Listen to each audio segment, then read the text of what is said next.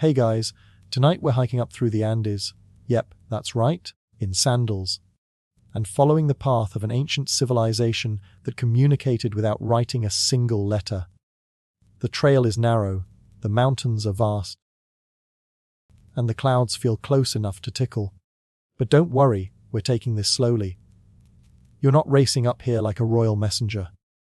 You're drifting, watching, breathing in the crisp, high-altitude air that smells faintly of damp stone and sweet grass. And just so you know, if you were actually up here 500 years ago, you probably wouldn't survive the first hill. Not because of danger, though there were strict codes, to be fair, but because the Inca Empire didn't mess around with their infrastructure. Codes. These trails were for trained chaskis, fleet-footed runners with legs like tree trunks and lungs like condors. You're more of a stop to pet the llamas kind of traveler, and that's exactly what we need tonight. So, before you get comfortable, take a moment to like the video and subscribe, but only if you genuinely enjoy what I do here. And hey, drop a comment with your location and what time it is where you are. I love seeing where and when folks are listening from. Now, dim the lights. Maybe turn on a fan for that soft background hum, and let's ease into tonight's journey together. You step carefully around a cluster of mossy stones, your fingers brushing the rough wall that edges the path. It's a quiet morning, high above the valleys of what is now Peru. The sun hasn't quite crested the peaks yet, but the sky glows in pink gold layers like the inside of a seashell. Below you, the world is a patchwork of terraces, each one carved by human hands. Flat green steps clinging to the slopes, growing quinoa, potatoes, maize. It's quiet, yes, but not still. A condor circles in lazy spirals overhead. A rustle behind you reveals a lizard, indignant that you've disturbed its sunbathing routine. Far off, the faint sound of wooden sandals on stone, tap tap, echoes toward you. A figure appears over the ridge, short hair, brown tunic, woven belt, small bag slung across the chest. The runner's face is calm, but focused. He moves with the rhythm of someone who's done this hundreds, maybe thousands, of times. You step aside. He nods once, doesn't break stride, and disappears down the path with the ease of a stone skipping water. Welcome to the Inca Road. This isn't just a hiking trail.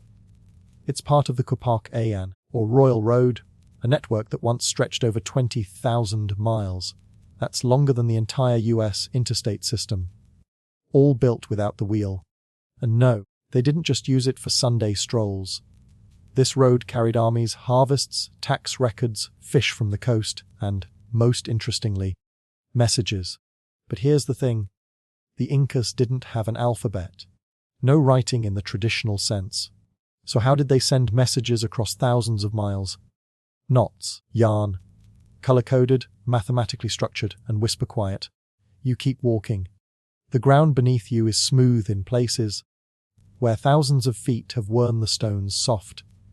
You pass a carved rock that looks suspiciously like a resting bench, because it was. These were placed for messengers to pause and recover, or to hand off messages to the next runner in the relay. They weren't racing for fun. Each chasqui carried vital information, numbers of soldiers, bushels of maize, tribute owed, or occasionally gossip from Cusco. The road crests again, and before you lies a tiny stone building. It's no bigger than a modern garden shed, but it's beautifully crafted. Dry fitted stones that lock together like puzzle pieces. This is a tampu, a resting lodge for travelers and messengers alike. You duck inside. The air is cool and shadowed, and there's a faint smell of old wool and herbs.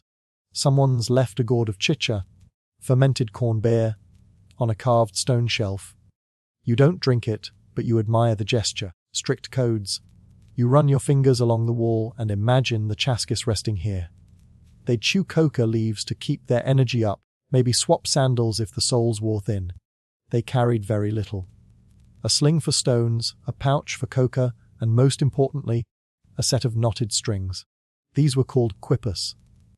Now, a quippy isn't just a ball of yarn, even though it might look like that to the untrained eye. It's a main cord, often made from tightly braided alpaca wool with dozens, or hundreds, of pendant strings hanging from it. Each string could carry dozens of knots. The color of the string, the position of the knots, the direction they were tied, all encoded data, dates, quantities, names, crops. And some historians believe, even narratives. The runner you saw earlier, he was probably carrying one. And unless you're trained in reading quipus, called a quipukamayok, you'd never know what message it held.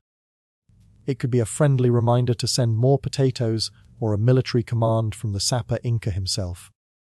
Here's the wildest parting. Strict historians still argue whether quipus counted only quantities or also told stories. Strict codes. Some believe we've just scratched the surface, that there's a full grammar of knots and chords we've yet to decode. That somewhere in these tangles are histories, myths, even poetry. You step back outside, squinting into the rising light. The valley is waking up. A boy leads a llama by a rope down below. Smoke curls from a kitchen fire, and somewhere behind a stone wall, a flute plays a tune you swear you've heard in a dream before. The Incas ruled without money, without iron tools, and without written language as we define it. But they ruled with memory. Woven memory, stored on wool and carried by runners who never broke their rhythm. And tonight, you'll walk that memory trail for a little while longer. You descend from the tampu, your pace unhurried now, matching the warm rhythm of morning. The path twists downward, curving around a mountainside where agave plants stretch their spiky arms toward the sun. Far below, another figure approaches, small at first, then clearer. The runner you saw earlier. No, this one's younger, less seasoned. He carries the same tight posture, the same purposeful lean, but his face is flushed, strict codes, and his breath comes hard and fast.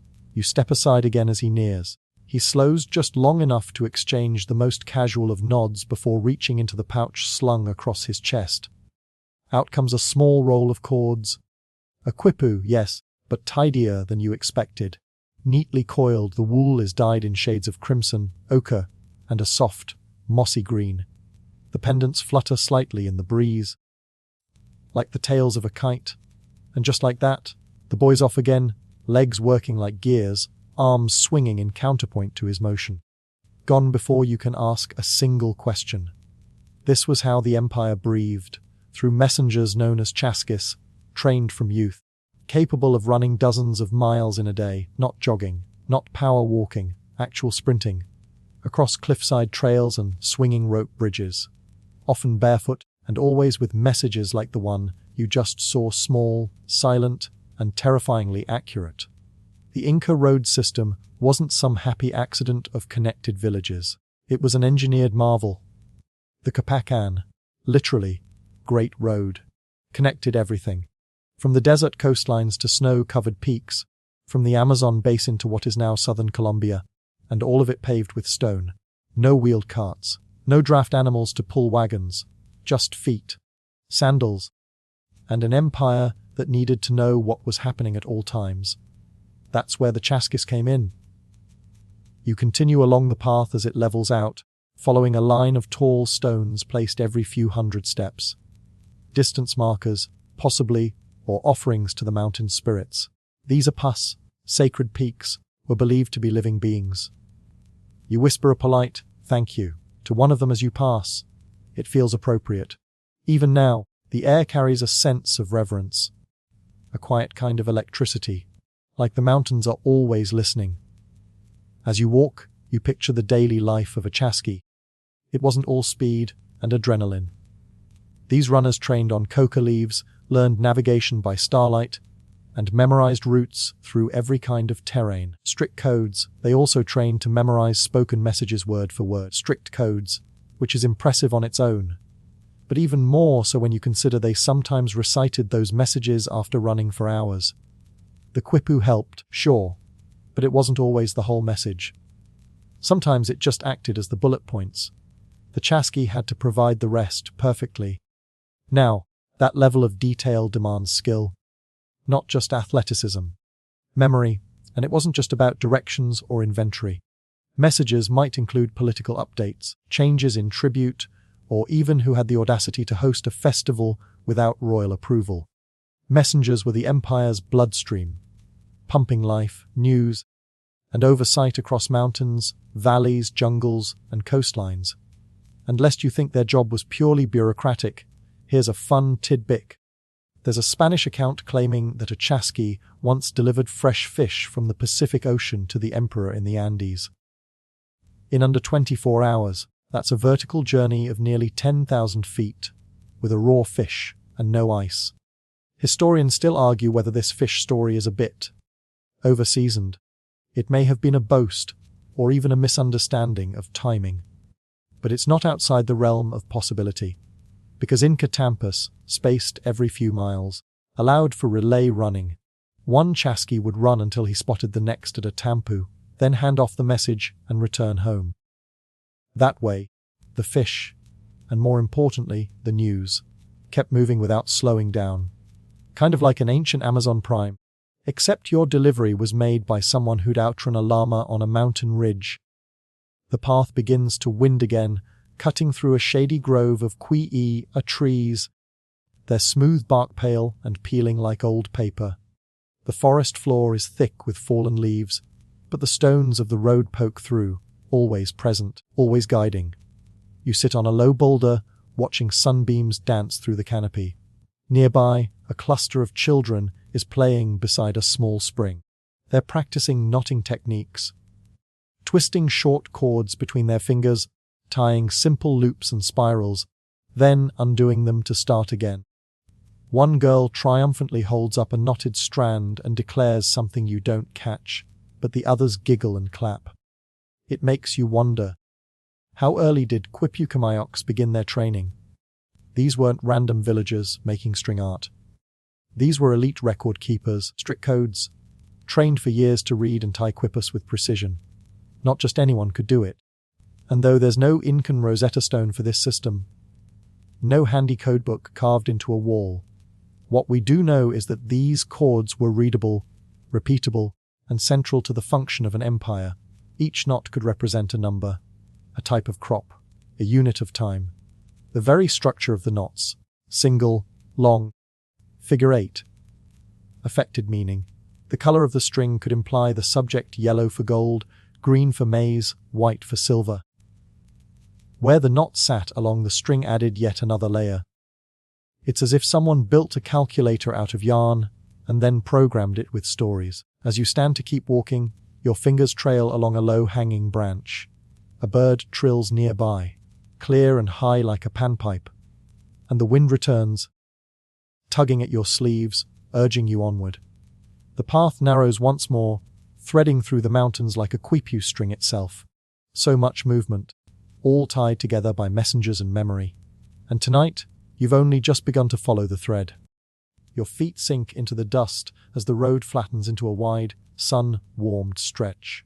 A breeze flutters through the ichu grass, tugging softly at your cloak. In the distance, a walled compound comes into view.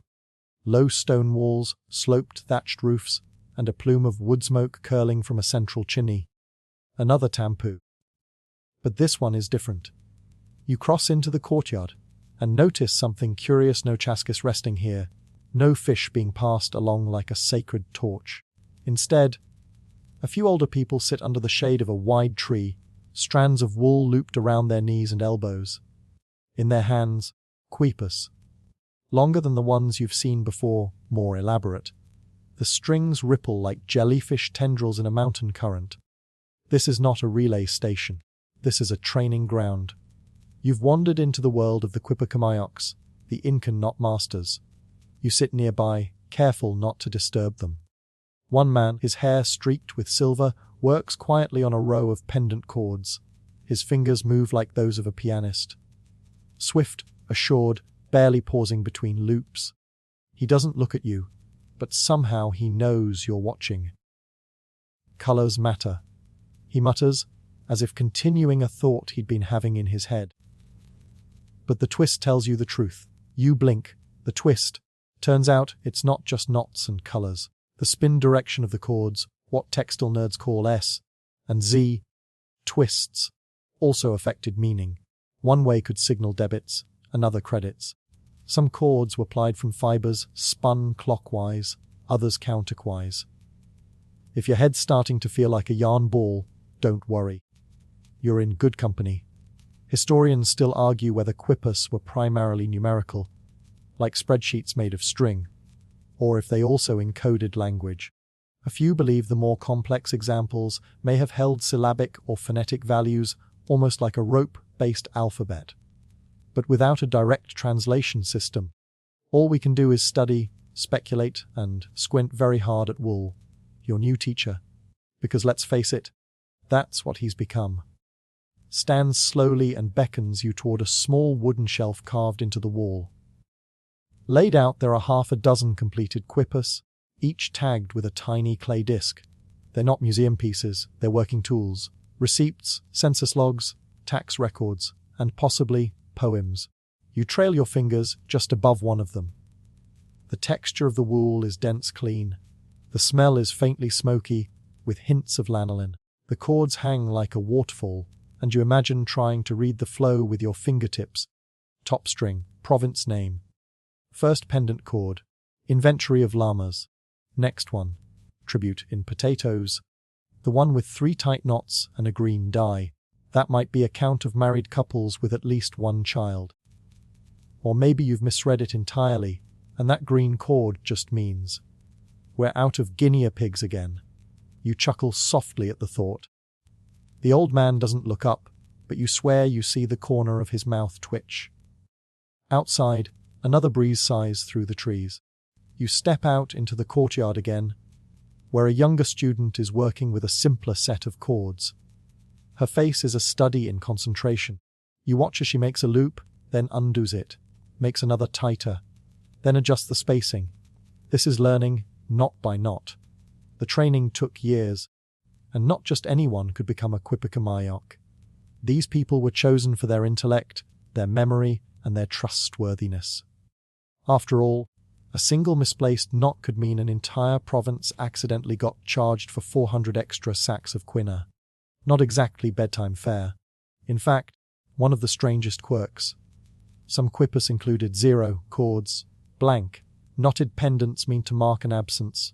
You might think of 0 as a modern concept, but here it is, quietly hanging on a dusty string centuries before Europeans caught up.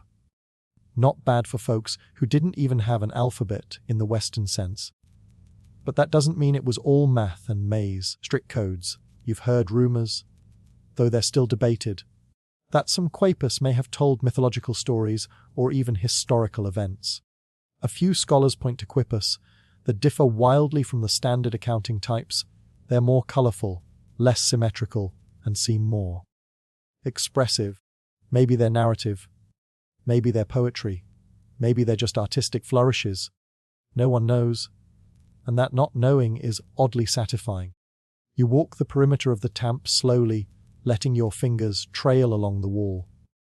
It's cool and slightly damp, a reminder that this high altitude doesn't always play fair. Still, the air is crisp, the kind that clears your head while putting a soft ache in your lungs. As you prepare to leave, the girl with the simple quipu smiles at you, shy but proud. She holds up her latest string and says something that sounds like wasi.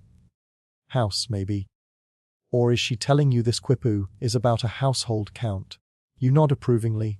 She beams, then goes back to work, her small hands repeating a gesture older than the empire itself. As you rejoin the trail, you glance back once.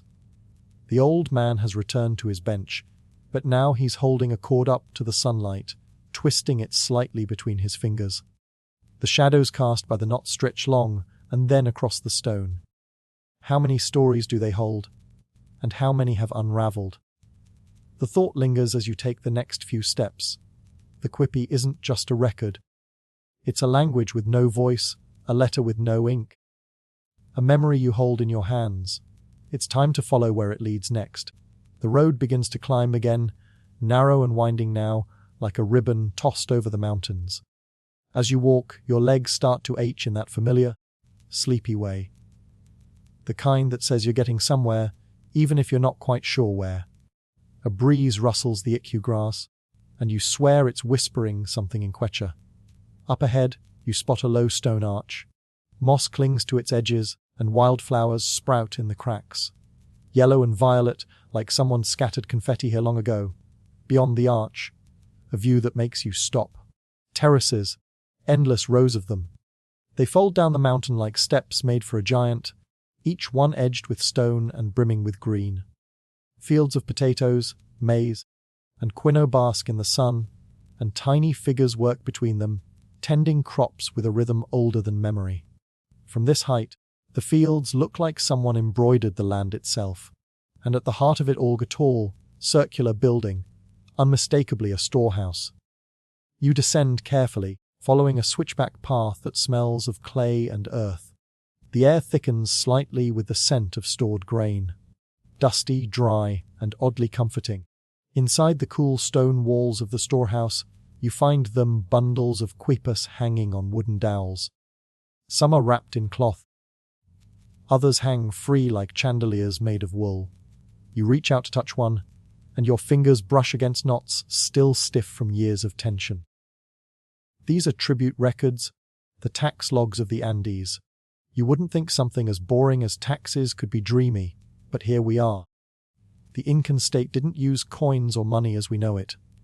Instead, the economy ran on labor and goods. You paid your taxes with what you grew, what you made, or where you worked. Your village sent its quota of wool, potatoes, woven cloth, or people, to serve on public projects like road building or temple maintenance. This system was called mitta, and it kept the whole empire ticking. Now, imagine trying to track that without Excel. That's where the quipus came in. Each cord recorded a categoring number of alpacas contributed, bales of cloth woven, jars of chicha beer brewed for festivals. If your village sent extra corn during a lean year, the knot count changed.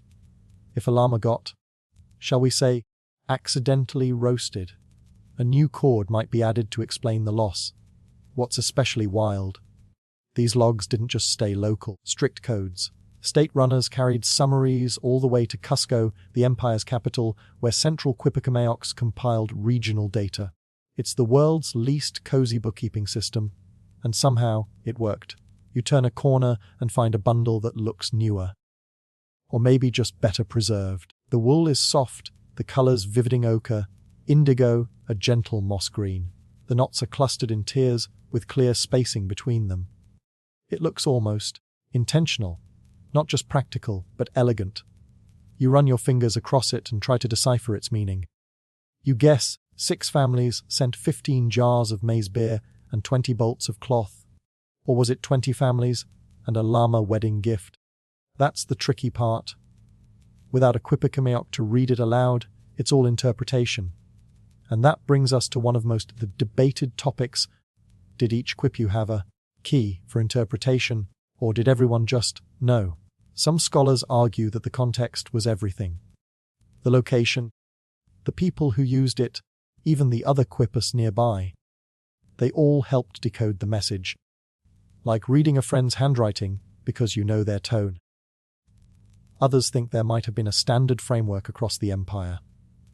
Historians still argue whether each quipu stood alone or if it was only part of a bigger, interactive network. Like a woolly spreadsheet that linked across villages, you find a small stool by the wall and sit. The room is dim and cool, the thick walls muffling sound. You breathe deeply. Smells like dust, salt, and the faintest tang of dried maize. Time slows. You let your eyes close for a moment, imagining the storeroom full of movement centuries ago. People hurrying in with bundles, Quipicameocs nodding as they check inventories, a quiet bustle that made the empire hum. And then, because your brain is, let's face it, a bit sleepy, it wonders, did anyone ever sneak in a fake knot? Maybe a village needed an extra basket of coca leaves for a wedding and fudged the numbers. Maybe some teenage assistant knotted, Lama-san, 99, when it should have been 98, and the whole llama census went sideways. You smile. Human nature always leaves room for shenanigans. But fraud or not, these textile records were taken seriously. Very seriously. A miscount could mean misallocation, and in an empire that ran on logistics, where festivals, construction projects, and food distribution all depended on accurate information.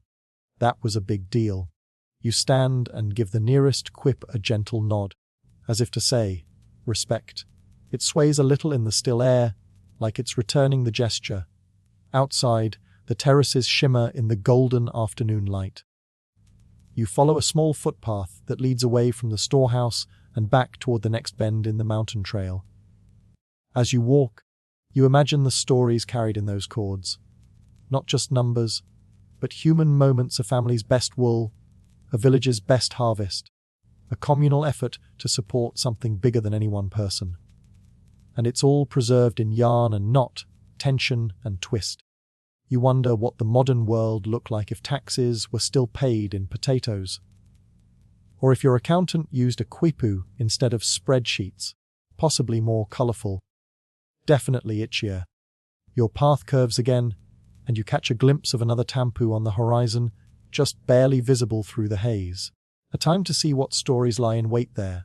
The next tampu rises into view like a sun-warmed puzzle box. Low walls of stone, roof long gone. But still proud in its symmetry. It stands alone on a ridge, wrapped in wind and the quiet hum of unseen insects. As you draw closer, strict codes, your steps crunch on loose gravel, and somewhere behind the stones, a lizard skitters for cover. You don't blame it. If someone 5 times your size showed up out of nowhere wearing modern sneakers, you'd hide too. This tampu once served a dual purpose. Not just a rest stop, but also a training ground for apprentice quipukamayaks. Inside, the room is simple flat floor, 3 low benches, and a sunken fire pit in the center filled now with dried leaves and thyme. Against one wall, a long wooden shelf still holds the remains of woven training cords. Practice quips, you realize they're knots uneven, some frayed, others far too tight. Strict, so it's like walking into a classroom at closing time. You can almost hear the low murmurs of young voices and the slow, rhythmic counting as fingers trace chords again and again. Becoming a quipukamaya wasn't just a side hustle. These were full-time data artists, trained from youth in mathematics, memory, and an almost poetic understanding of fibers and form. You didn't just wake up and declare yourself one. You had to learn the knot styles, the positional logic, the color codes, the way a single turn could shift a value from 10 to 1,000. Oh, and your margin for error. Non-existent. There's a legend told in some villages, fringe, possibly fictional, but too good to ignore, of a boy who tied a cord backwards during a mock census.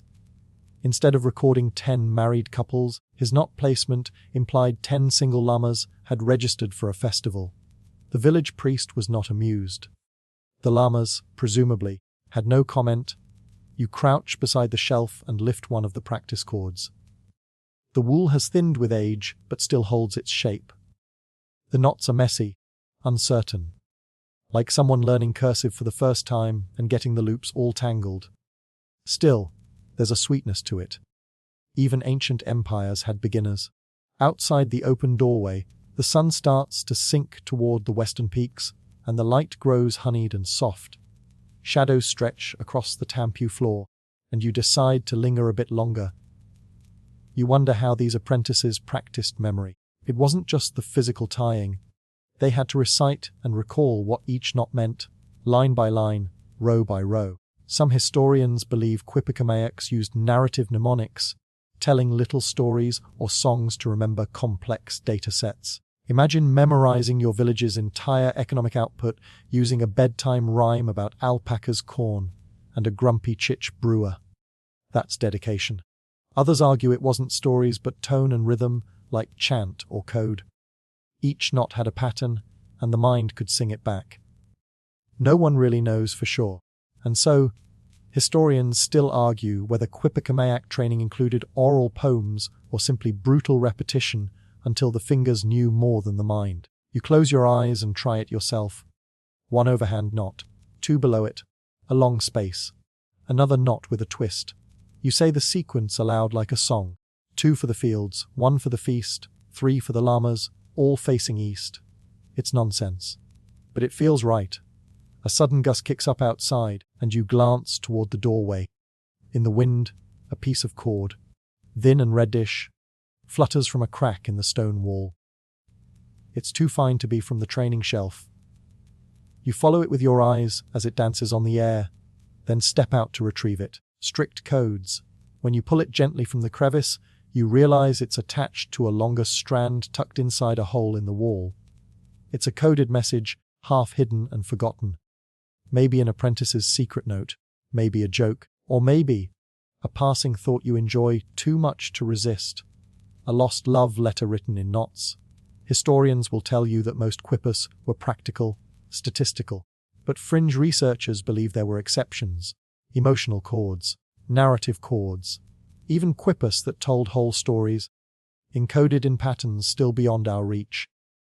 There's one particularly tantalizing theory that an entire oral novel was once preserved in knotted string, passed from Quippikamayuk to Quippikamayuk like a family heirloom. A multi-generational saga of war, love, betrayal, and possibly a sentient potato. That part is unconfirmed. You gently coil the cord and tuck it back where you found it, as if returning it to its nap. Before you leave, you notice something scratch into the stone beside the door. A faint spiral, barely visible. It's not a letter, not a known glyph. But somehow, it feels like a signature. You trace it with your finger, and for a second, your skin tingles. The kind of tingle you get when you know you're part of something old. Not just observing history, but touching it, walking through it, brushing up against the souls of people who lived it. As you step away from the tampu, the ridge opens up to a vast overlook. The Andes rise all around, their peaks brushed with late gold. The wind carries the scent of smoke and far-off blossoms. Somewhere down the slope, a river murmurs its never-ending story to the stones. You wrap your scarf a little tighter. The wool feels soft against your cheek, almost like the training cords. There's comfort in knowing even empires had classrooms. Even data masters once tied messy knots. And you're just walking their path, knot by knot, story by story. You descend from the tamp slowly, following a narrow switchback carved into the hillside. An old runner's trail, though now only birds and breezes seem to use it. The slope steepens, and loose stones skitter away underfoot, but you keep your balance, one cautious step at a time. The air here is crisp and then, almost fizzy in your lungs, like breathing in old secrets. At the base of the trail lies a peculiar site, a clearing with no obvious purpose. No buildings, no storage bins, no terraces for planting. Just an open space marked by low stone rings and short wooden posts. You pause at the edge, your eyes narrowing with curiosity. This is where the Quipu records were sometimes recited aloud, a kind of open-air forum where memory met performance. You imagine yourself walking into that gathering centuries ago. A crowd of villagers, administrators, perhaps even a passing noble, all waiting quietly as the Quippikamayuk steps forward, cords in hand.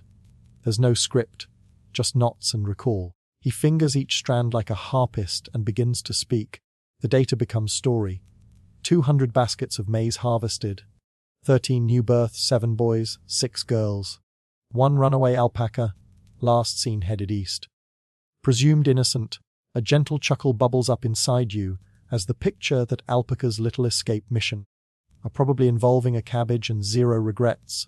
This ritual of spoken quipu is something scholars debate fiercely.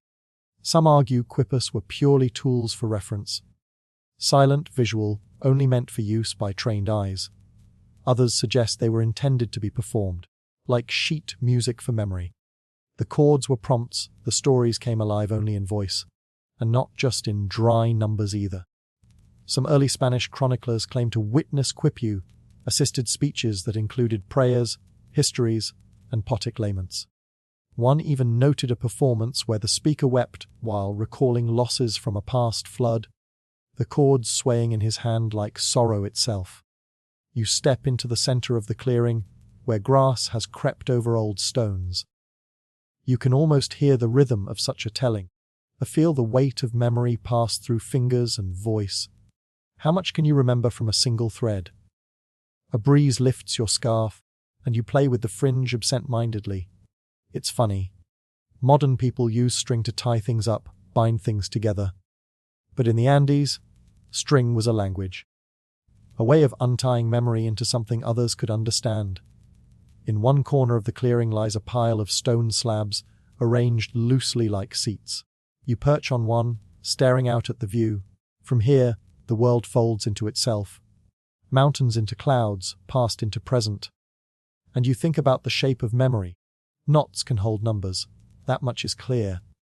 But what about meaning? Can they hold emotion? Can you encode grief in the placement of a chord, or joy in the angle of a hitch knot? Some experimental historians have tried. One even created quip diary of their garden. Each morning's sunlight, rainfall, and sightings marked in coloured twine. Very wholesome, very time-consuming, possibly a great way to avoid replying to emails. But still, the potential of quipus lingers. Some researchers now explore the theory that certain chords were mnemonic triggers, meant to prompt not one exact phrase, but a cloud of meanings shaped by context and audience, like how a song lyric reminds you of a moment, or how your grandmother's handwriting on a recipe card brings back a whole kitchen. You find a dried flower nestled in a crack between two stones. Pale blue, strict codes, fragile, curled like it's still listening for someone's voice. You tuck it gently behind your ear, because why not? There's a quiet joy in imagining the quippy Kamayok as part bureaucrat, part bard.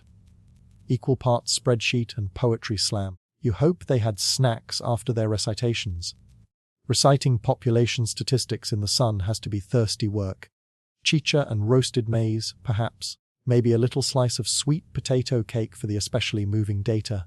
Your stomach growls in agreement. You smile.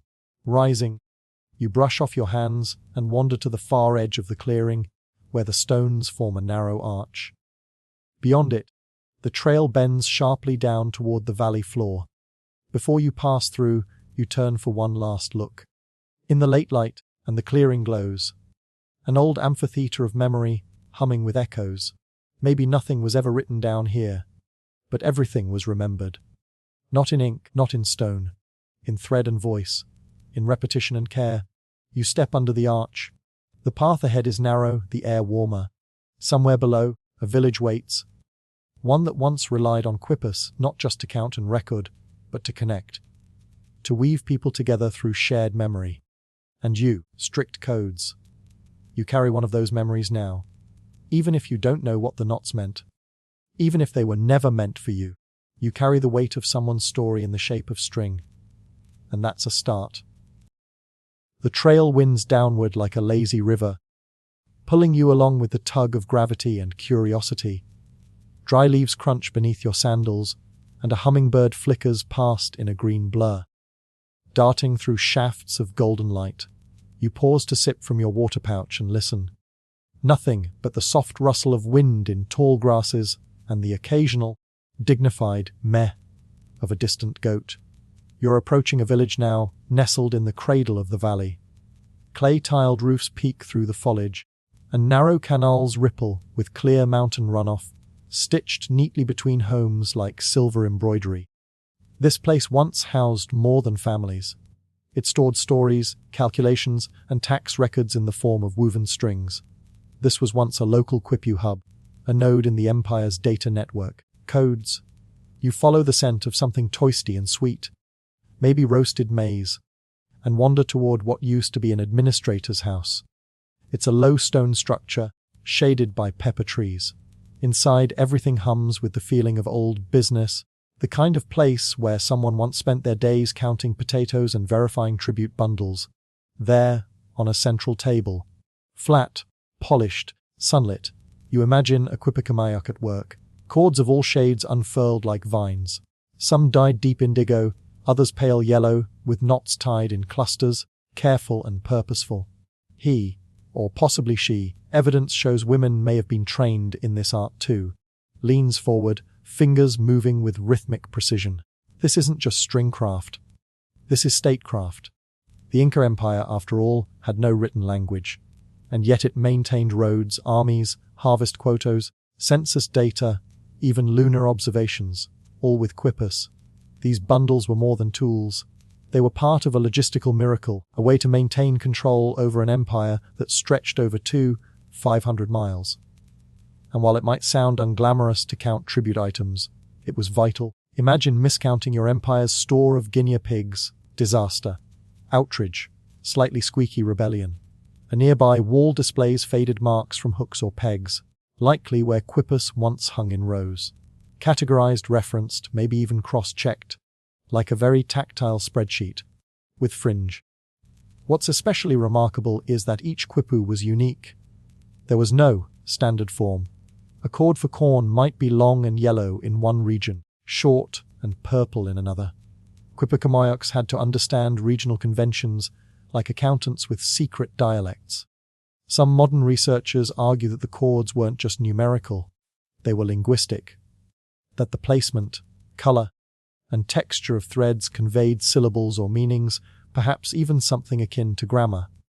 Others remain skeptical, maintaining that no single method of interpretation fits all discovered examples. Historians still debate whether the quip system was standardized at all, or whether each community developed its own version of thread-based logic. A sort of empire-wide puzzle, each piece shaped slightly differently, which, let's be honest, sounds exactly like trying to file taxes in 3 neighboring counties. A child's laugh breaks your thoughts, and you glance out the window. A group of local kids run past, playing tag, their clothes flaring behind them. One of them wears a sash with a fringe that bounces as she runs. It looks almost like a quipu, except it's part of a festival costume now. That's the thing. Even today, in parts of the Andes, fringed belts and ceremonial cords echo the quipe's form. Echo, not copy. Memory leaves behind shadows, like handwriting in a dream.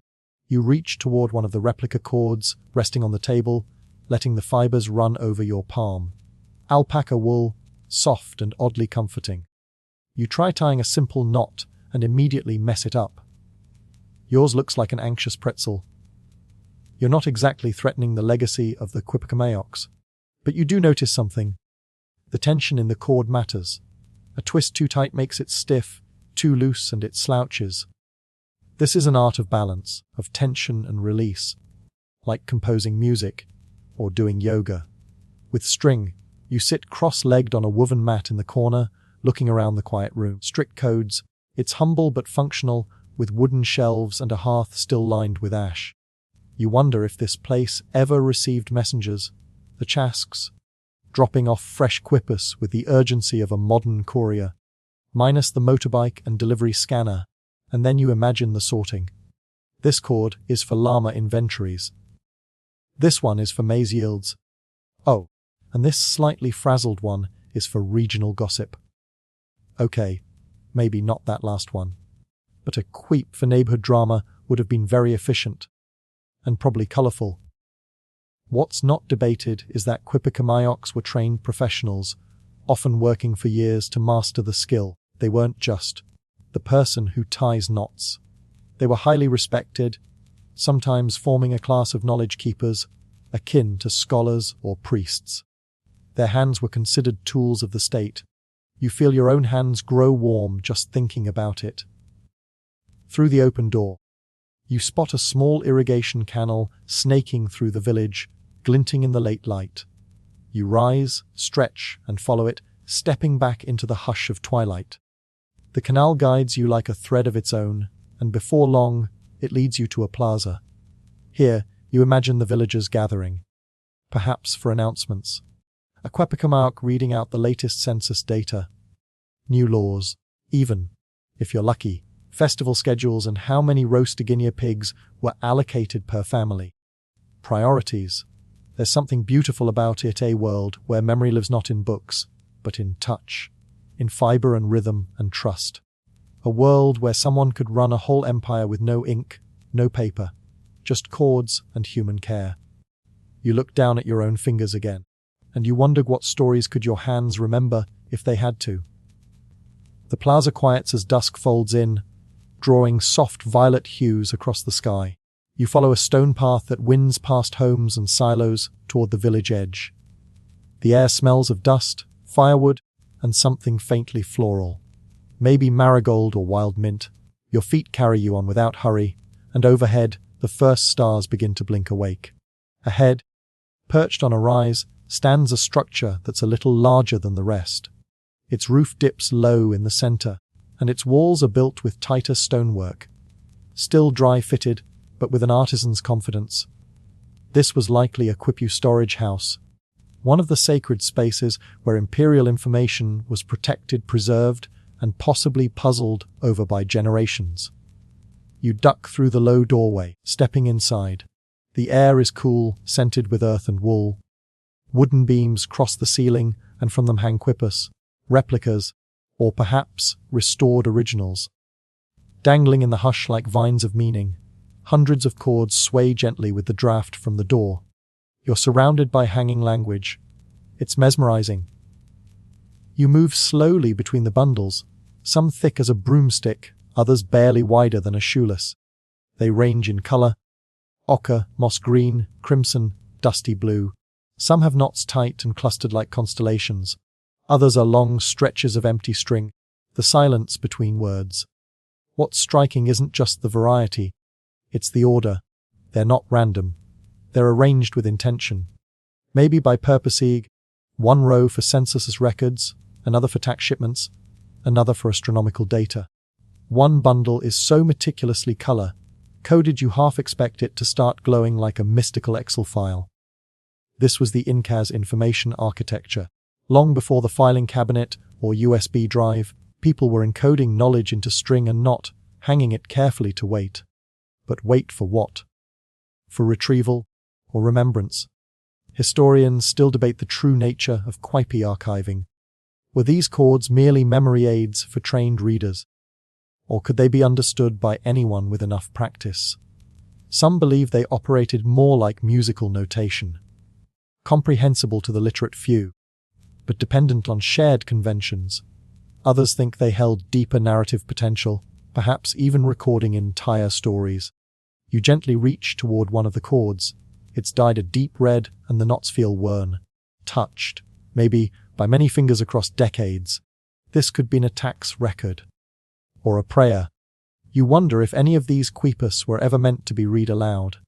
Imagine the ritual, the Quipucamayak standing before a crowd, unwinding the data, narrating with voice and gesture, translating fibers into facts. One researcher actually proposed that some quipus might had oral companions, spoken scripts that matched the knots, a sort of string and song duet that would explain the patterns that resemble poetic meter or rhythm. But that's still theory. No one's found the lyrics, strict codes.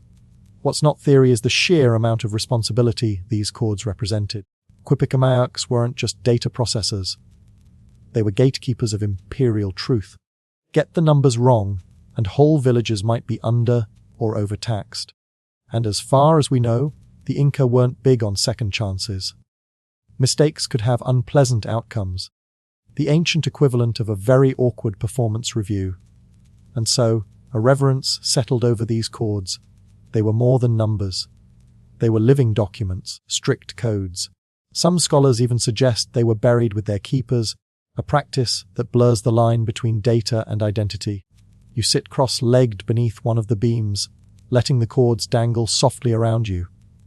The room is dim now, lit only by a sliver of moonlight through a tiny window. It feels like sitting inside a giant spider's library, and you wonder, how did they keep all of this updated? In a world without paper notes or backup drives, how often did cords get reteed? Did they ever retire an old quippy the way we archive emails? Thank you for your service. String of llama statistics from 1467. One surviving colonial report mentions that new quipus were sometimes made to overwrite older data. But that raises another question. How did they make sure the old version was erased? What if someone mixed up the latest chord with one from 5 years ago and accidentally doubled everyone's potato tax?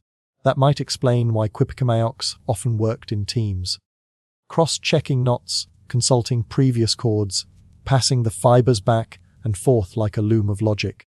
Or maybe they had tricks we don't know about. Not everything leaves a fossil, especially not fiber. Outside, you hear a breeze brushing through the high grass. It whispers against the eaves like silk on stone. You rise and take one last look around. so much knowledge preserved without ink or screens. Just hands, memory, and thread.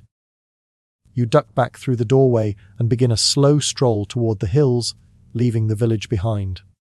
The stars are brighter now, scattering the sky with silent punctuation. As you walk, you imagine yourself carrying a quipu, not to decode but to honor. A soft bundle of stories, knotted with care. A memory you can touch. And even though your modern mind might struggle to read these threads, your fingers itch with the feeling that some part of you understands. Not the numbers, but the care, the patience, the faith in fiber to carry meaning forward. You walk on, the night cool against your cheeks, and the mountains waiting like stone guardians ahead. You keep walking. The stone path thins into a trail of packed earth, winding into the fourth hells. Grass rustles under your sandals, and somewhere in the dark, a night bird calls, a rising, wheezy trill like someone testing a flute for the first time. The stars stretch endlessly above you now, and the moon is your lantern, following just behind your shoulder. Ahead, nestled into a cleft between two ridges, you spot a structure unlike the rest. Circular, with a thatched roof and walls of fitted stone, it looks like a cross between a meditation hut and an observatory. The doors open. You duck inside and find yourself in what might be described as an Andean training chamber, a humble but sacred classroom. Here is where the Quipucamayaks, the not readers, trained. You can almost hear the rustle of movement, the murmured voices repeating numbers and terms. The clack of wooden counting boards. The scent of wool and dust is still here, embedded in the clay floor. You run your hand along a low bench, worn smooth by decades of fidgety students who probably sighed and said, "Why do I need to know this? I'm never going to use decimal fiber math in real life."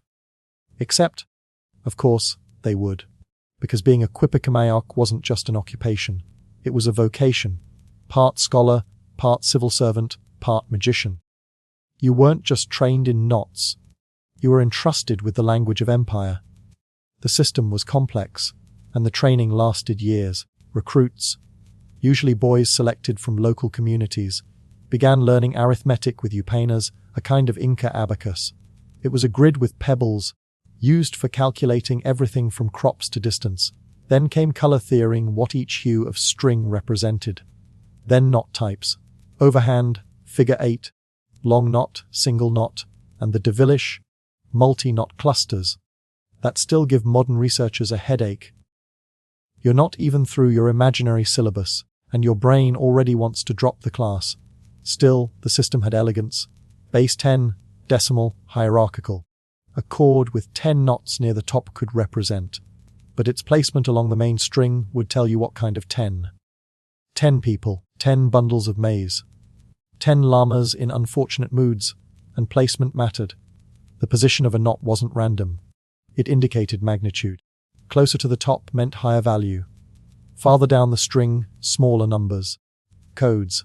A bit like the columns on a calculator if the calculator were made from wool and carried by a man named Chaska who also knew all your cousins' birthdays. You sit on the bench and imagine your fingers moving through the ropes, translating fiber to concept. It's not so different from playing an instrument. There's rhythm, pattern, feedback. A good Quipucamayak didn't just memorize. He felt the structure. Historians still argue about just how far this system went. Were quipus strictly numerical, accounting tools for managing grain, taxes, and census data? Or were there narrative quipus, chords capable of encoding myths, laws, or even love stories? In 2005, researchers found a small set of quipus that appeared to share a consistent structure. What some believe is the earliest form of written syntax in the Americas. Imagine that, a written language without writing, carried in threads instead of ink. But the jury's still out. Some say it's a fluke of storage. Others see grammar in the fibers. One thing is clear. Quipucamayaks had power. Not political power exactly, but the authority of knowledge. They traveled with armies, consulted with officials, advised governors. One Spanish observer complained that native administrators placed more faith in a man with strings than in any book, which is basically the 16th century version of you. Spreadsheets again. Not everyone could become a Quipakamayok.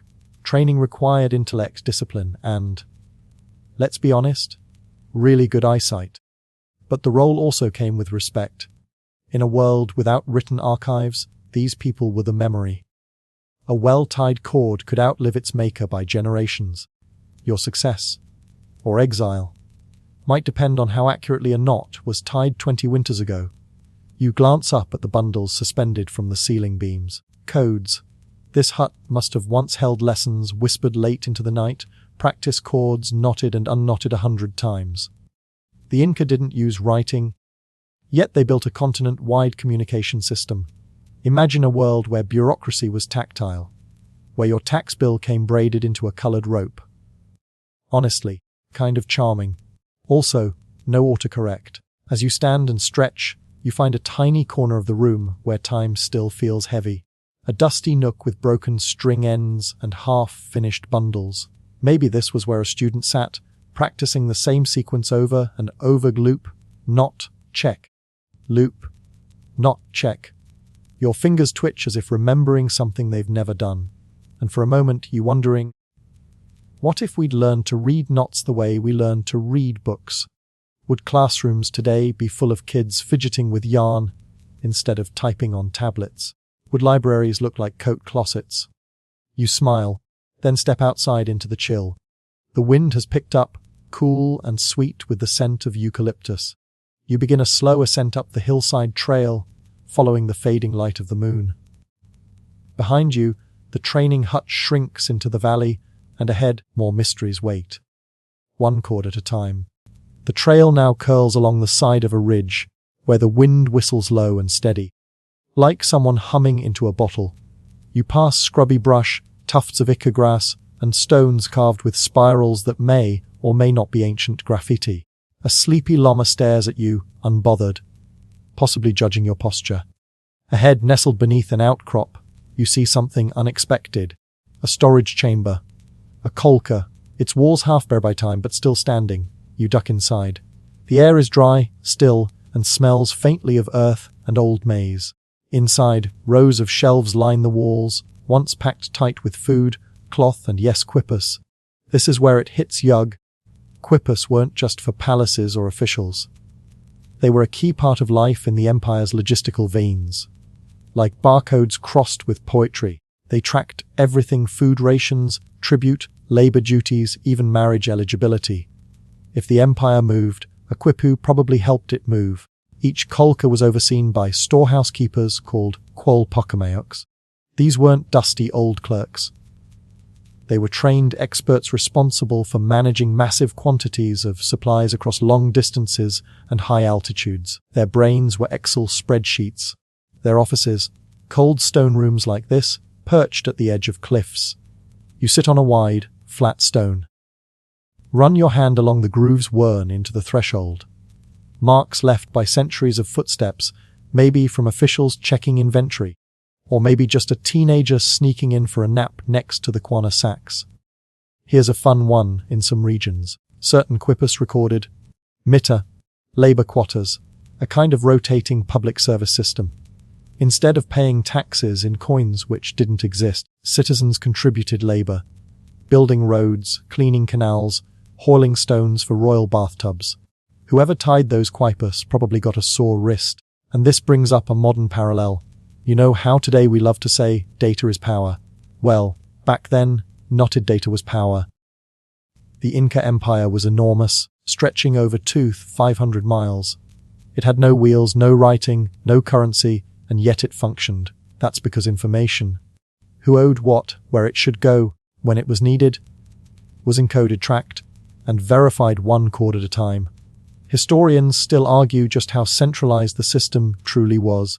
Some believe quipus enabled a strong central state, where messages from Cusco rippled across the land. Others suggest it was more flexible, each region adapting codes and conventions to suit its own rhythms. Think federal database versus local spreadsheets, if you will. But there's no doubt that quipus kept the shelves full. And here's a quirky gem: in some storehouses, archaeologists have found miniature sample quipus. Not full records, but abbreviated versions, maybe for quick reference or training. Like sticky notes. If sticky notes were made of dyed alpaca hair and occasionally revered as sacred. You notice, tucked in a corner, a bundle of faded cords looped around a stick. You reach for it. The fibers crumble, but not before you catch a glimpse of a multicolored knot cluster, spaced just so. Your pulse quickens. Could this be a narrative quipu? You think of the scholars back in Lima, arguing over patterns and probabilities. Could this cord tell a story? Not just numbers. Was it used to recount a ceremony? A draught? A marriage proposal so awkward it needed permanent documentation? You'll never know for sure. But this mystery, this lingering maybe, is part of the magic. You lean back against the cool stone wall, staring up at the ceiling beams, blackened by time.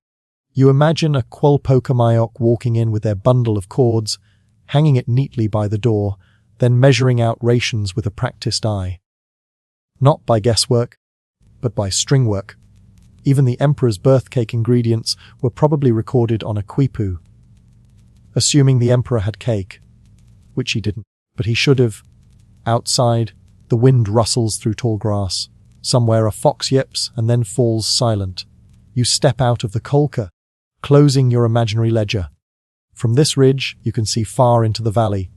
Patchworks of farmland, clusters of terraces, long winding roads that shimmer like silk ribbons under moonlight. All of it held together not by ink or paper, but by memory and string. You continue walking, strict codes. And as you go, you can't help but think how different life might be if our records today were a little more textured. Imagine walking into a bank and being handed a soft, color-coded cord instead of a printed receipt, or turning in your taxes by mailing in a carefully knotted alpaca string labeled coffee expenses, miscellaneous. Honestly, tempting. You smile, then follow the path as it descends toward a river where a rope bridge swings gently in the breeze. Taut, handmade, and ancient, just like everything else around here. One step at a time, you cross. The bridge sways beneath your feet, a creaking like an old storyteller who insists on adding sound effects. Below, the river murmurs along smooth rocks, a lullaby composed by mountain runoff. You grip the braided ropes, a marvel of engineering, built without nails or metal, just woven grass, willpower, and a deep understanding of tension. Once across, you pause to take in the viewing terraces curl along the valley walls like steps for giants. Farther up, a thin line of smoke curls from a stone chimney, promising warmth and something simmering. Maybe chigo stew. Maybe potatoes so old they've invented new shapes. You arrive at a village outpost, quiet now in the evening hush. Stone homes with thatched roofs, a small plaza where llamas once lounged like judgmental statues, and a little quipu house. A modest structure set apart, almost reverent. This was no ordinary building.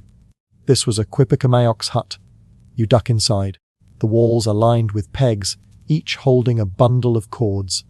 You can almost see the Quipicamayok, the master knot-maker, sitting cross-legged on the floor, fingers flying like a magician's, looping and tightening, measuring with the ease of someone who's spent years turning chaos into order. And now, let's talk about this incredible role. A Quipicamayok was more than just a human calculator. They were the memory keepers, the walking databases, the librarians of the knotted word. Some were assigned to villages, others to provinces. A few elite ones worked directly under the Sapper Inca, compiling reports from across the empire, training to become one. It wasn't easy. You had to master the different knots, the categories of color, and the spacing techniques, and most importantly, the language of numbers. Decimal-based, hierarchical, and very likely nuanced beyond what we can fully decode today. Here's your fun factib. There's a theory that certain Quipicamayok's could read Quipus by touch alone. Like ancient Braille, but fuzzier. Imagine trying to distinguish number of maize baskets owed from llama census count. In the dark, these people were pros. And yes, historians still debate whether women could be trained as Quipicamayok's. Some evidence suggests certain priestesses used or interpreted cords for ceremonial purposes. Others argue the role was mostly male and formalized within state institutions. As usual, the past refuses to give us a straight answer. But let's imagine for a moment. Just for you, an elderly village matriarch with sharp fingers and sharper memory, plucking down a cord and reading it like a bedtime story. You walk further into the hut. On a low stool sits a half-finished quipu, cords in mid-braid, paused forever. The top cord is a pale blue, water probably. Below it dangle clusters of tan and green with neat, descending knots. You try your hand at deciphering it. Maybe it reads, river canal repaired, alpacas grazed too far, send help and more salt. Or maybe it just says, it rained. We napped. All is well. Honestly, both seem accurate. Outside the door, carved into a lintel, is a small spiral glyph. Some scholars believe these mark the homes of official Quipikameoks, kind of like a business sign. Memory service available. No appointment necessary. You sit in the doorway, knees to your chest, letting the last of the daylight slip behind the peaks. There's a small fire pit in the plaza, still warm from someone's earlier tea. A pot rests beside it, chipped but dignified. Steam lingers in the air like a ghost in no hurry. Your thoughts wander to how messages travelled from this village. Maybe once a month, a chasqui runner would appear, panting and cheerful, ready to exchange bundles of quipus and breathless updates. The local Quipikamayak would hand off the latest figures. Harvest yields, population notes, births, illnesses, maybe even a message for the royal census. And then, whoosh, off the runner would go, sandals kicking up dust, trailing braided secrets behind them. Did the quipus ever include jokes? Inside quips. 100 potatoes, 30 bundles of corn, and someone really messed up the communal cloak dying. No quipu has made us laugh yet. Strict codes. But that doesn't mean they couldn't. And maybe some of those chords weren't meant to be read by everyone. Maybe the color combinations meant different things depending on who looked at them. Just like two people can see salmon and peach in the same pink thread. Scholars call this semantic layering. The idea that one quipu could carry multiple meanings at once. A data table, a story, a legal record all in the same skein of wool. If that's true, then Quipikamaoks weren't just recorders. They were interpreters, weaving intention and context as much as fact. The night deepens. A faint breeze stirs a hanging cord, and it sways like it remembers something. You lie back on a woven mat, arms behind your head. Above, the stars pulse quietly through a thin veil of clouds, like ancient symbols waiting to be read. Somewhere nearby, a nightbird calls. A low, round sound, like someone gently stepping on a flute. You're still in the hut of knots, dreaming in decimal. And tomorrow, you'll follow the trail again. But tonight you sleep with the record keepers. Morning stretches slowly across the mountains, dripping golden light onto the terraces below. You wake to the crisp scent of wild herbs and the distant bleating of a llama who clearly believes it deserves breakfast before anyone else. As you sit up, you notice the cords hanging in the Quipikamayok's hut have shifted slightly overnight, caught by the breeze or maybe nudged by a curious spirit. They still dangle with quiet confidence, untouched history waiting to be noticed. Today, your path leads you to a nearby provincial storage center, or as the Incas called it, a kolka. Think of it as an ancient Amazon warehouse, but without the corporate branding or regrettable return policies. These were massive stone buildings built along trade routes and controlled meticulously through. You guessed it. Quipus. As you approach the Koloko complex, it's hard not to be impressed. Rows of long, narrow structures dot the hillside, each built with deliberate ventilation gaps and sloped floors to keep goods dry and pest-free. You peek inside one. A few clay pots remain, cracked and dusty.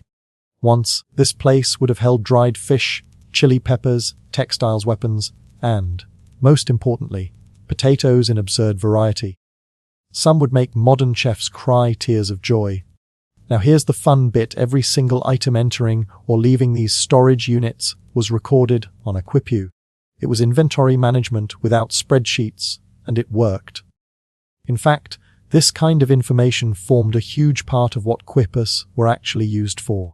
While we love to imagine them as poetic storytelling devices, most scholars agree their bread and butter function was, well, actual bread and butter, or maize and dried llama meat. Here's your mainstream fact for today. Quipus stored numeric information in a base 10 system. Units, tens, hundreds.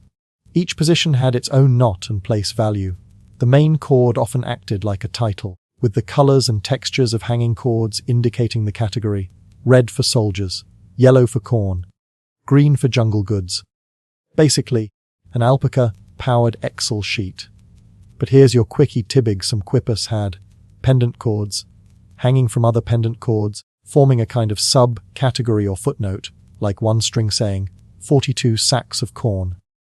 And the chord beneath clarifying, a 12-2 were squirrel nibbled.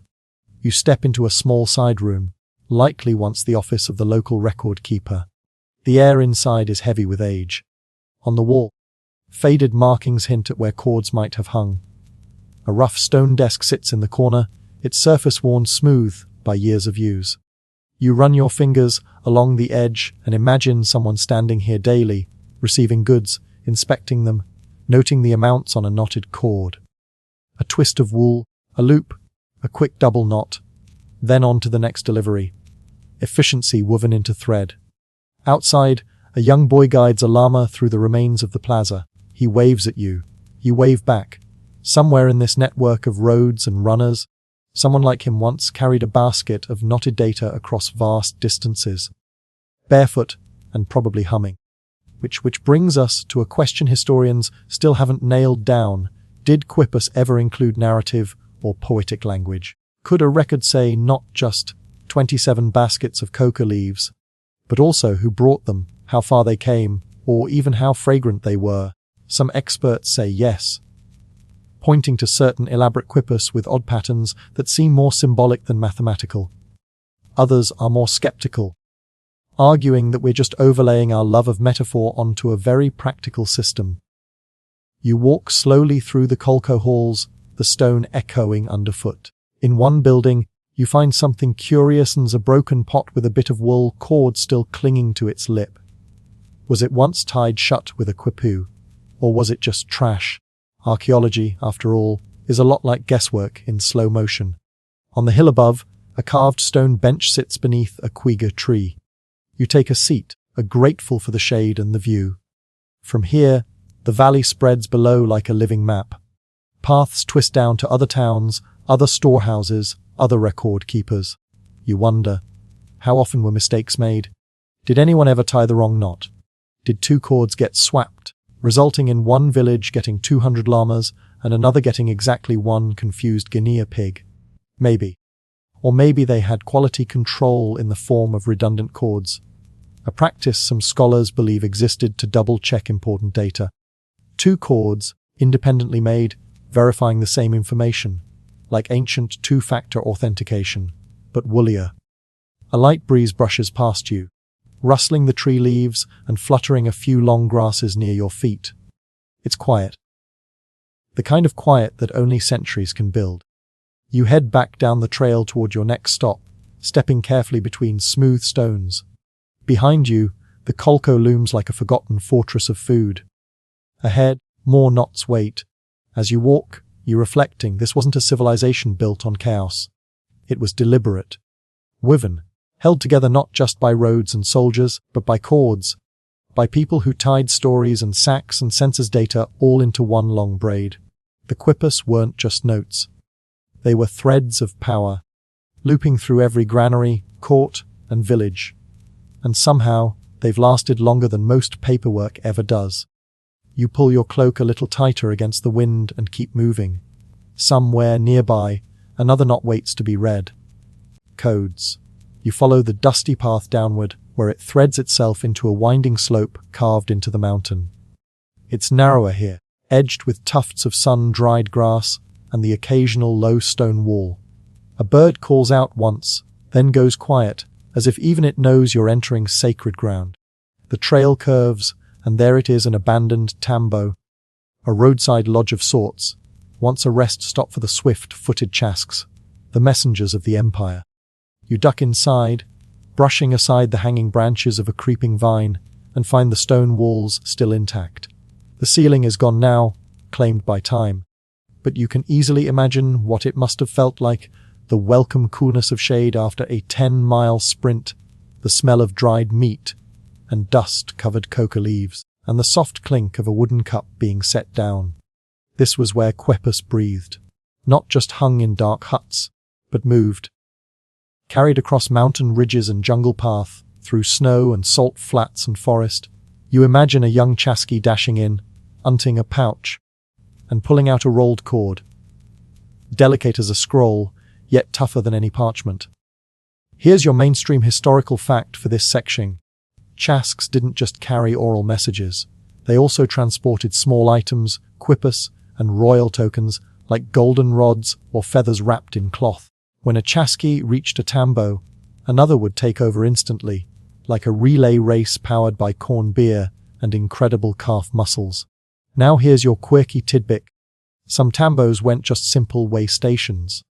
They had message plazas, where locals gathered to hear announcements based on the quipus. The runner would arrive, hand the quipi to an official who understood the knots, and the village would stand quietly as the numbers, or orders, were read aloud. It's like the Empire's own version of breaking news, if the news was tied into wool and deciphered by candlelight. You sit on a crumbled wall, resting. The view stretches wide here, and you catch your breath imagining how fast the messages traveled. A runner leaves Cusco with a quipu in the morning. By nightfall, that same message has made it hundreds of miles through fresh legs and memorized paths.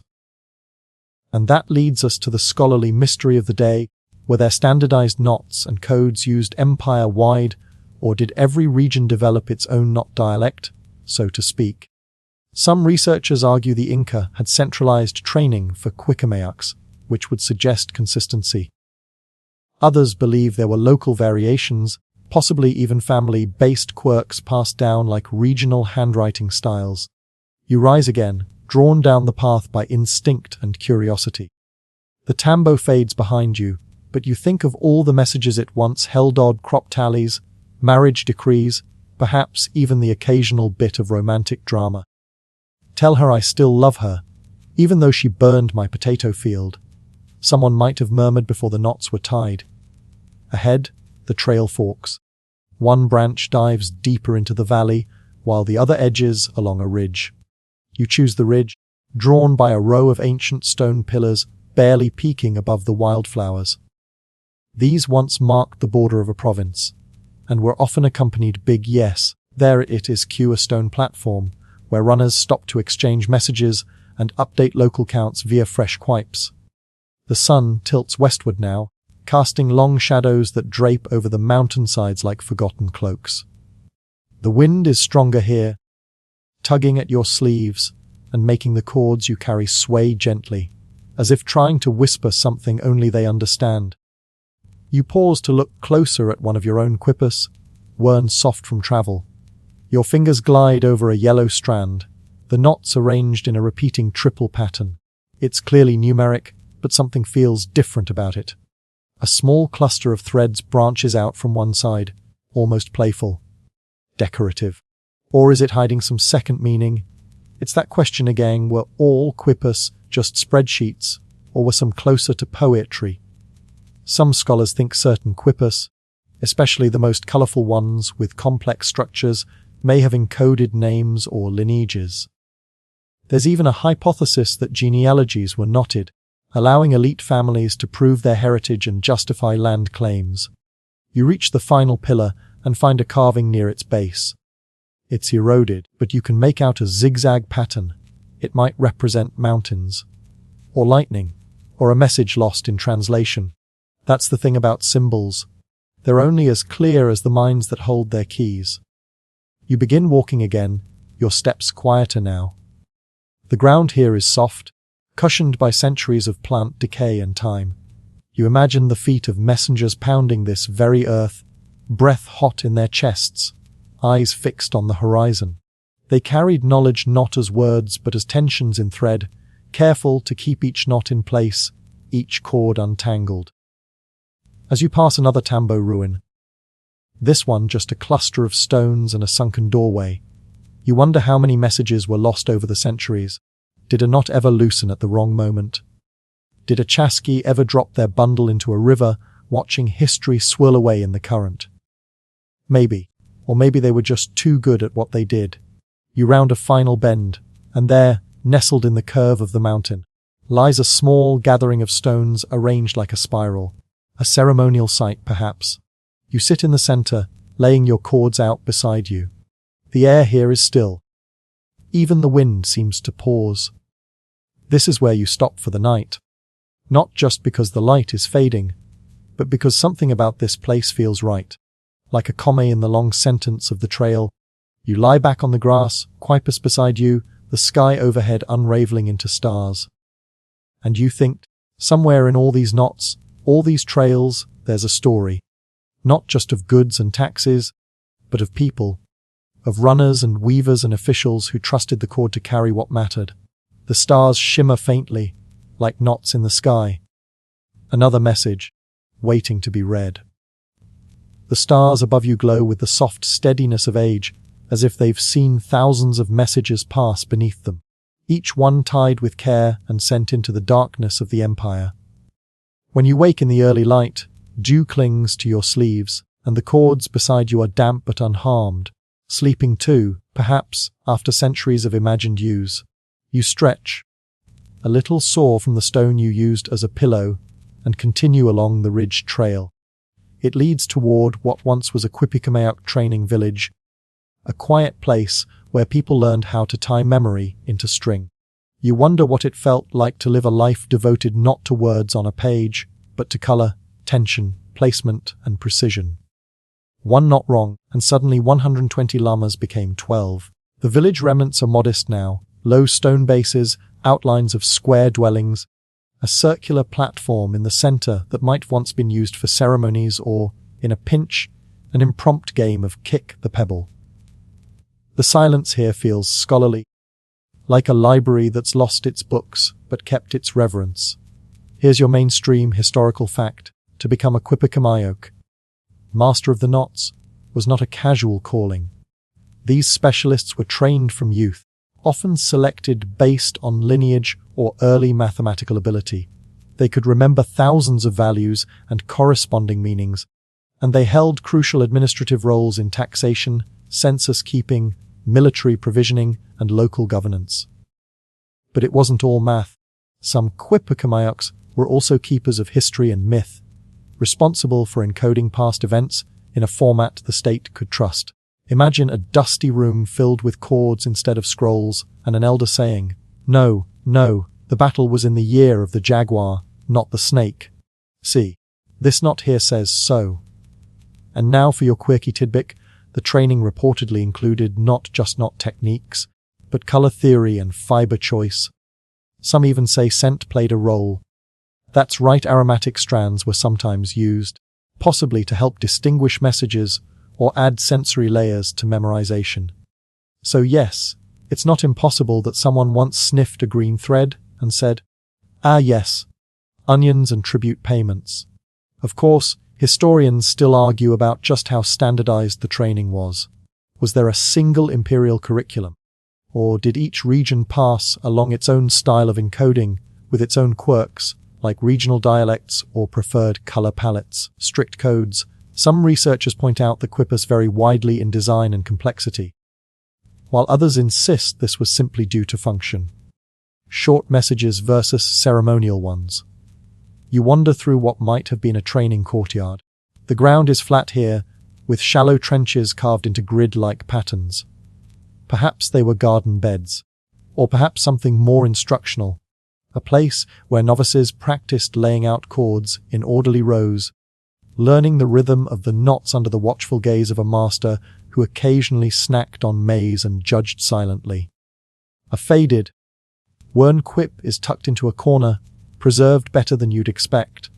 The main cord has turned stiff with age, but the pendant threads still show faint hints of color. Red, yellow, indigo. You lift it gently.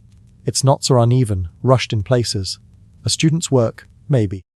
Or a beginner's private experiment. It feels like the ancient version of scribbled homework. You sit on a flat stone bench, letting the morning sun warm your back as you examine the knots.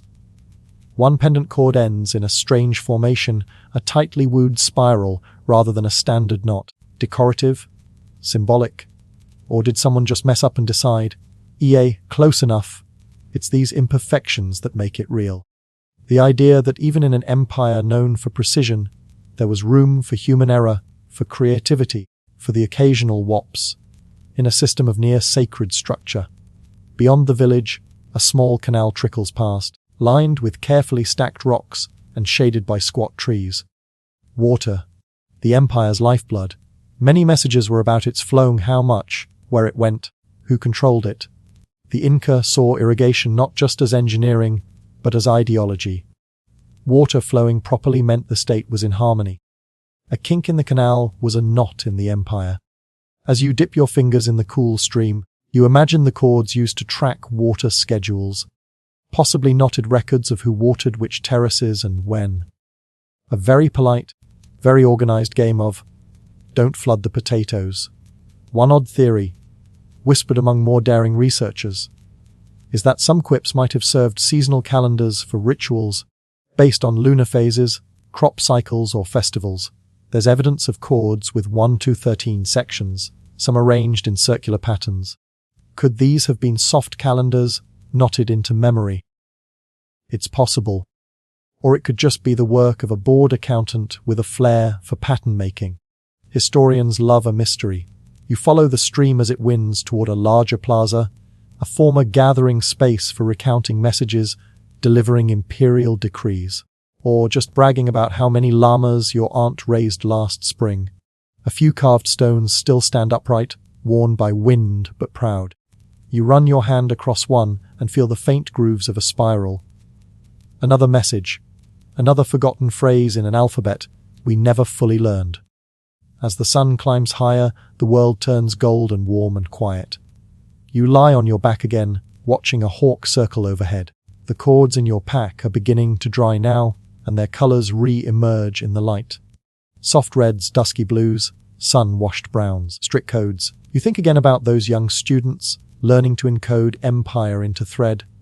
They probably grumbled, or probably muttered under their breath when the elder corrected their tension for the 5th time. No, not that kind of knot. The other kind. But they learned. And some of their chords may still lie buried in caves, resting beneath ash and time, waiting to be touched again. You roll onto your side, the bench warm beneath you. The stream hums softly nearby, and a breeze stirs the dust in lazy spirals. You feel, just for a moment, as if you could reach into the past and tug a single thread, and the entire world might shimmer into meaning. The sun is gentler now, casting long amber shadows that make the world feel both older and softer. You rise slowly, brushing the dust from your cloak, strict codes, and begin the final descent toward the coastline, where, so they say, the sea breezes once tangled the very threads of the empire. Your path winds downward through terraces cut into the hillside like giant stair steps, each layered with ancient purpose. Maize once grew here, tended by farmers who may have whispered news to each other as they worked, messages first spoken and later knotted for safekeeping. It's not hard to imagine someone wiping sweat from their brow, pulling a cord from their belt, and muttering, "Better record the llama count before I forget again." This, it turns out, is your mainstream historical fact. The Inca had no market economy in the way modern societies understand it. There was no currency, no coins jingling in pockets, no bartering over cucumbers. Instead, the empire ran on reciprocal labor and centrally managed redistribution, meticulously tracked by Quepus. If you needed wool, food, or tools, the state made sure you got what you needed, assuming, of course, that you'd already tied your fair share of obligations. But here comes your quirky tibbing. Some quipes appear to include blank chords. Entire sections where knots were expected are missing, left intentionally bare. Why? Theories range from waiting for new data to symbolic gaps, or perhaps a form of punctuation, like the ancient equivalent of a dramatic pause or an ellipsis. You imagine a bored clerk whispering, "I'll finish this after lunch," and forgetting entirely. The sea appears ahead, still far below, but sparkling with promise. You pass a tall rock where someone has carved a row of dots and slashes, almost like a tally. You smile. Even before the quippers, people were trying to record things, to resist forgetting. Historians still debate what happened to the last generation of Quipicameocs. When the Spanish arrived in the 16th century, they were baffled by the knot chords.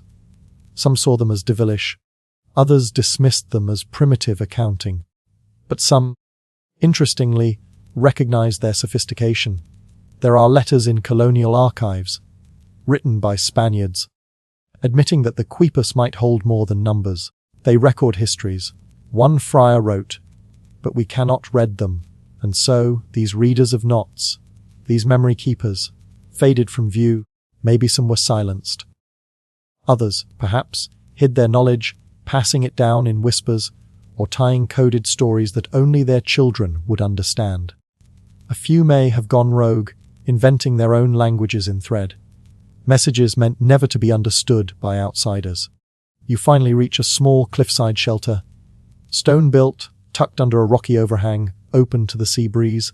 Inside, woven mats and clay pots rest on ledges, and at the far end, hung like laundry on a beam, a string of old quippus sways gently in the wind. These are different, not administrative, but poetic. One long cord holds pendants of varying lengths, each a different color, with complex knots layered like stanzas. This isn't data. It's rhythm, a story in tactile form. You step closer, letting your fingers hover just above the strands. You almost hear the voice of their making, a soft, remembered tale of a journey, a loss, a return. There's a knot that feels like a question, and another that might be laughter, twisted loosely like a smile. Did they read this out loud, you wonder? Did fingers trace these chords as words were spoken, the same way a finger might follow lines in a prayer book? The question lingers as you sit and watch the ocean.